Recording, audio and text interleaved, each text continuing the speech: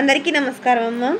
ఈరోజు మనం తెలుసుకుంటున్న అంశం ఏంటంటే 6వ తరగతి తెలుగులో 10వ పాఠ్యాంశమైన త్రిజట స్వప్నం అనే పాఠ్యాంశానికి సంబంధించిన టోటల్ భాషాంశాలను గురించి ఈరోజు తెలుసుకుందాం.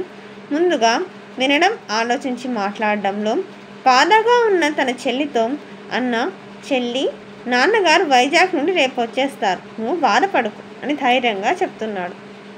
తర్వాత ఇక్కడ చిత్రంలో ఎవరున్నారంటే చిత్రంలో అన్న, చెల్లి ఉన్నారు. పాప ఎందుకు బాధపడుతుంది?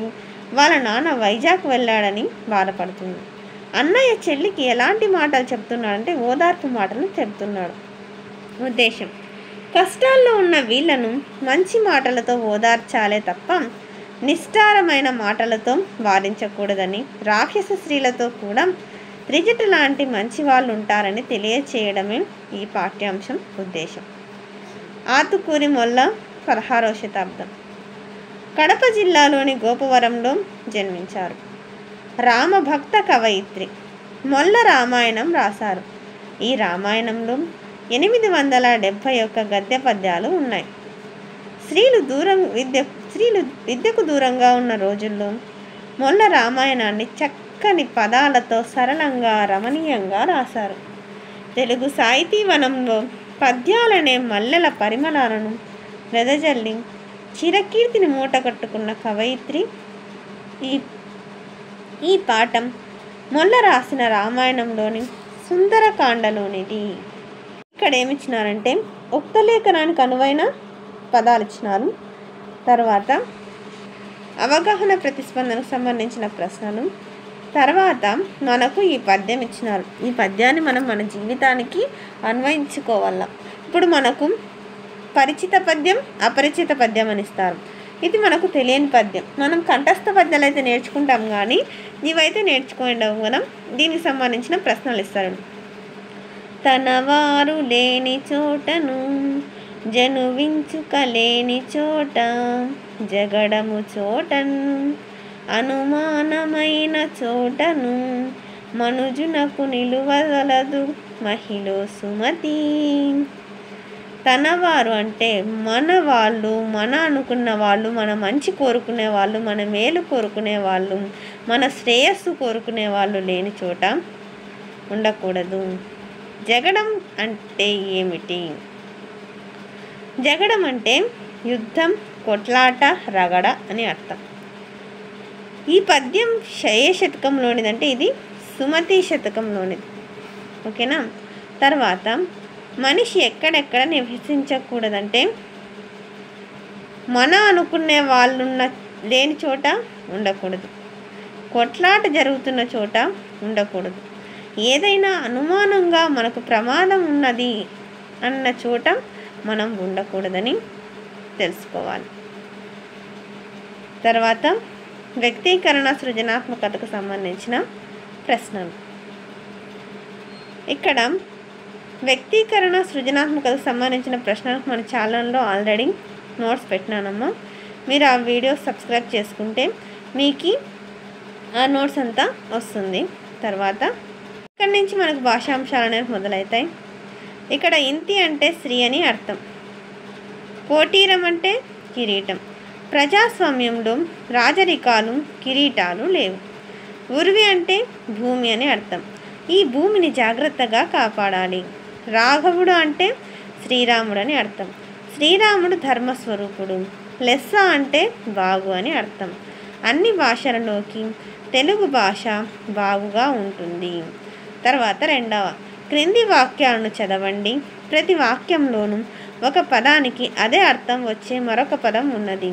ఆ పదాల కింద గీత గీయండి. ఇక్కడ భూమి అంటే ధరణి అని అర్థం.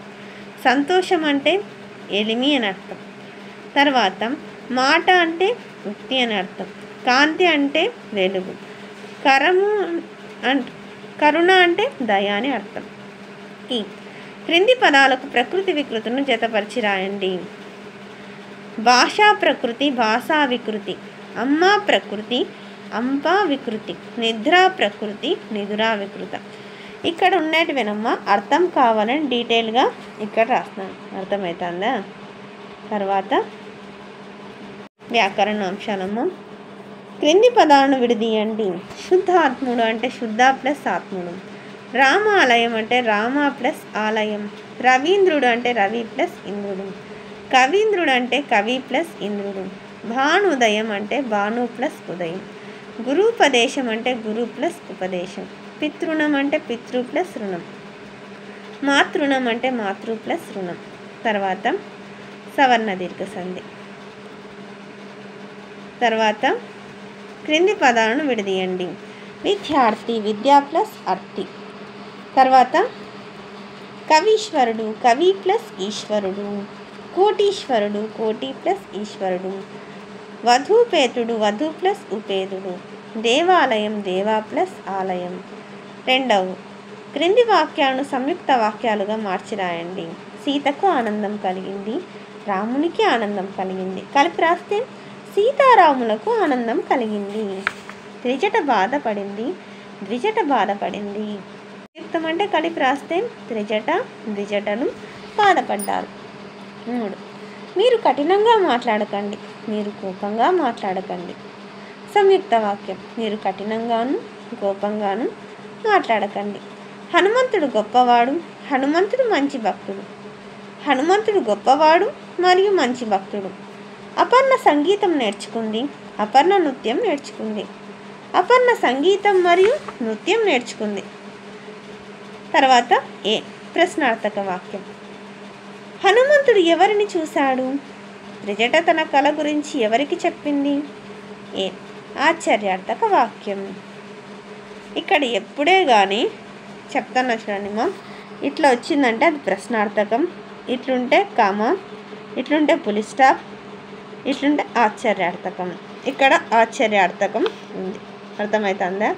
ఆహా ఆశ్చర్యంతో కూడుకున్నది, ఎంత బాగుందో, అవురా సీతారాముల రథం ఎంత చూడముచ్చటగా ఉందో. ఇక్కడ మనం కొన్ని ఉదాహరణ. ఆహా ఆ అరణ్యం ఎంత చక్కగా ఉందో, అబ్బా హనుమ ఎంత బలవంతుడో. అందరికీ ధన్యవాదాలమ్మా. ఇంకా మన ఛానల్ సబ్స్క్రైబ్ చేసుకుని వాళ్ళు ఎవరంటే దయచేసి సబ్స్క్రైబ్ చేసుకొని లైక్ చేసి షేర్ చేసి మీ ఫ్రెండ్స్కు రిలేటివ్స్ అందరికీ సబ్స్క్రైబ్ చేసుకోమని చెప్పండి. నా ఛానల్ని సబ్స్క్రైబ్ చేసుకొని ప్రత్యక్షంగా పరోక్షంగా సపోర్ట్ చేస్తున్న వాళ్ళందరికీ పేరు పేరున ప్రత్యేకమైన హృదయపూర్వక ధన్యవాదం. అందరికీ ధన్యవాదములు. దయచేసి వీడియోని మాత్రం స్కిప్ చేయొద్దు. ధన్యవాదం.